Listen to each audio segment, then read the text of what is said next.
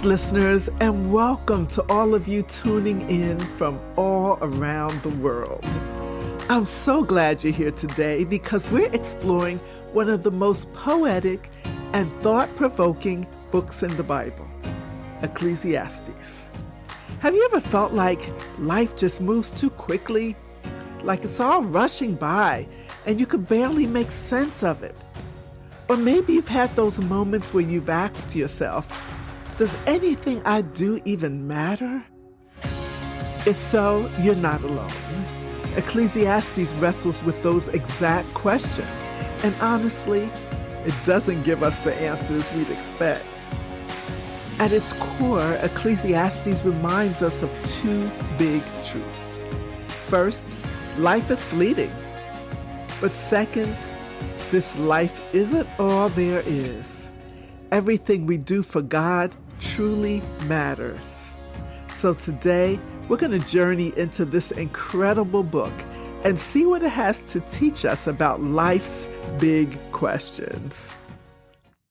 Well, welcome everyone. I'm your host, Jackie Adewale, and this is the Bible Basics Podcast, where weekly we break down the basics of the Bible into understandable, bite-sized chunks. Let's start with the basics. Ecclesiastes is part of the Bible's wisdom literature, alongside books like Proverbs and Job. It's traditionally attributed to King Solomon as the author, although some scholars debate that. The author refers to himself as Kohelet, or the teacher or preacher. In this episode, we'll refer to him as the teacher. Now, what's Ecclesiastes all about? Well, it's an honest reflection on the search for meaning. The teacher looks at life from every angle, success, work, wealth, pleasure, and asks, is it all worth it? His conclusion is that life, apart from God, is meaningless. Everything we chase after in this world fades, like a breath of air. That brings us to one of the key words in Ecclesiastes, meaningless. The Hebrew word here is hebel, Hebel, and it literally means vapor or breath. Some Bible translations use the word vanity. The teacher uses this word 35 times in the book to describe the things we chase after in life, power, money, status, that are fleeting and hard to grasp. It's like trying to catch smoke in your hands. A phrase that stands out in Ecclesiastes is under the sun, which appears 29 times. This is the teacher's way of describing life in this world without factoring in God's eternal perspective. It's life as we see it from a human point of view, with all its unfairness, uncertainties, and injustices. For example, the teacher wrestles with oppression, writing in chapter 4, verse 1, quote, I saw the tears of the oppressed, and they have no comforter. Power was on the side of their oppressors, unquote. He sees how unfair life can be when the powerful take advantage of the vulnerable. He also acknowledges life's uncertainties in chapter 9, verse 11. Quote, the race is not to the swift or the battle to the strong, but time and chance happen to them all. Unquote. Sometimes life just doesn't go the way we think it should. And then there's the injustice of it all. In chapter 3, verse 16, the teacher laments, quote, in the place of judgment, wickedness was there. In the place of justice, wickedness was there. Unquote. Even systems meant to uphold justice are often broken. What makes Ecclesiastes so powerful is that it forces us to wrestle with this perspective. It asks the big, painful questions. Why does life feel so repetitive? Why do we work so hard only for the results to fade? And why does life seem so unfair? These questions hit close to home because we all face them at some point. But here's the thing. Ecclesiastes doesn't leave us stuck in despair. The teacher shows us that the ultimate meaning of life isn't found under the sun. He challenges us to look beyond this temporary, broken world and to lift our eyes to God. While life may feel fleeting or unfair, Ecclesiastes reminds us that God is sovereign. He's just and eternal. There's a bigger picture, and God invites us to trust Him with it. So, what does Ecclesiastes teach us about life and how to live it? Let's look at 3 key themes together. Theme 1, life is temporary, but it's not all there is. The teacher doesn't shy away from reminding us of life's temporary nature. In chapter 3, verse 12, he says, quote, "I know that there is nothing better for people than to be happy and to do good while they live," unquote. Life is short, like a vapor, but instead of letting that discourage us, the teacher encourages us to enjoy the simple blessings God gives. In chapter 2, verses 24 through 26, he says, quote, "A person can do nothing better than to eat and drink and find satisfaction in their own toil. This too, I see, is from the hand of God," unquote. Think about these moments in life. A family dinner, a peaceful walk outside, a quiet morning with coffee. Ecclesiastes reminds us that these are gifts from God. Even in a broken world, He gives us joy and purpose in the little things. But here's the bigger point. These moments are meant to point us towards something greater. In Ecclesiastes chapter 3, verse 11, the teacher writes, quote, "God has set eternity in the human heart," unquote. That means we're wired to know that this life isn't all there is.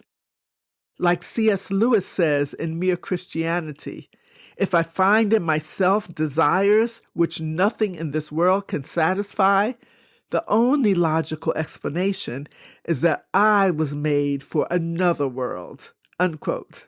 That longing for something more, that's longing for eternity, and only God can satisfy it. The second theme is this: everything we do for God has eternal value. Life might feel fleeting, but that doesn't mean it's meaningless. The teacher encourages us to live fully, knowing that God values our faithfulness.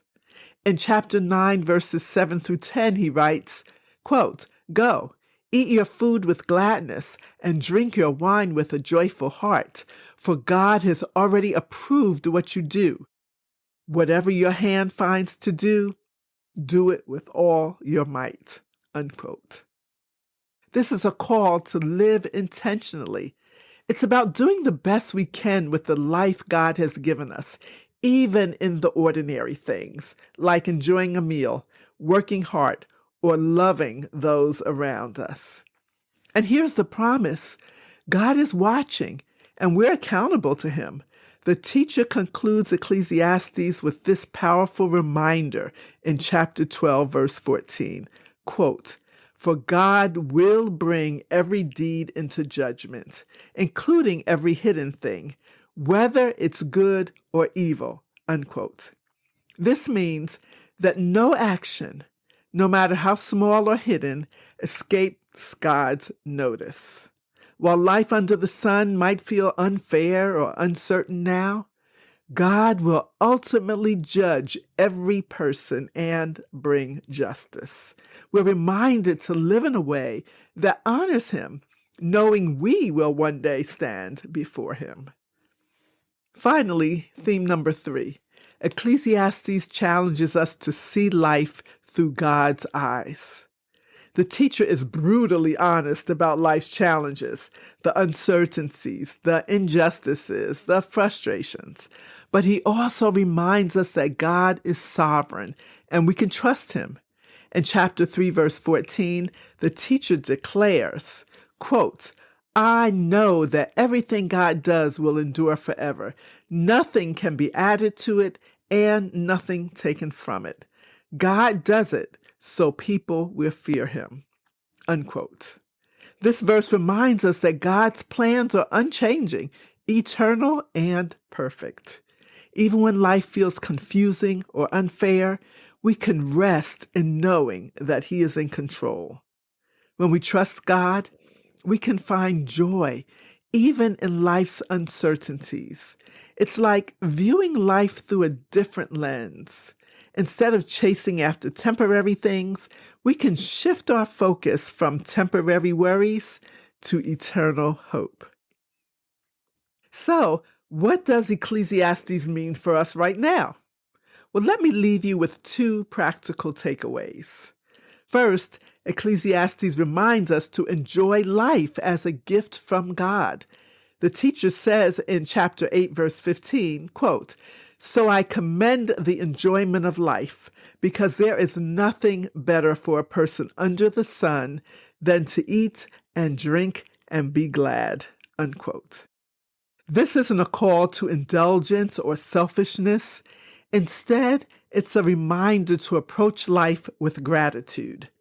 Think about the simple moments, a warm meal, a good conversation, or time spent with loved ones. These moments are blessings from a generous God. So pause, notice them, and give thanks. Life is fleeting, but these moments show us God's goodness. Second, Ecclesiastes challenges us to live joyfully and reverently before God with a deep, quote, fear of the Lord, unquote. The teacher reminds us again and again that life is complex and fleeting, but the one constant is God's sovereignty and our accountability to him. Ecclesiastes chapter 12, verses 13 and 14 bring the whole book to its conclusion. Fear God and keep his commandments, for this is the duty of all mankind. For God will bring every deed into judgment, including every hidden thing, whether it's good or evil. For the unbeliever, the fear of God is the fear of the judgment of God and eternal death, which is eternal separation from God. For the believer, the fear of God is something much different. The believer's fear isn't about being afraid of him. It's about honoring him with reverence, awe, and trust. Fearing God means having a reverence for him that greatly impacts the way we live. The fear of God is respecting him, obeying him, submitting to his discipline, and worshiping him in awe. When we keep God at the center, we can embrace joy, even in life's uncertainties, and live with hope, knowing he will make all things right in the end. As we come to the close of Ecclesiastes, we're reminded of its timeless wisdom. Life is fleeting, and this world can often feel confusing, unfair, and uncertain. But that's not the whole story. Ecclesiastes calls us to something greater, to live with joy and gratitude for God's daily blessings while revering him and keeping his eternal perspective in mind. So, as you go about your day, take time to enjoy the gifts God has given you, a good meal, a kind conversation, or the satisfaction of hard work, but also live with the fear of the Lord, honoring him in how you spend your days and trusting that he's sovereign and just. This is how we find joy and purpose in the midst of life's complexities. Thank you for joining me today on this journey through Ecclesiastes. I hope it's challenged and encouraged you to think deeply about life, to trust God fully, and to live well before Him. Until we meet again, keep reading, keep seeking, and keep growing in your faith. So that we spread God's word further, please share, like, follow, comment, and subscribe.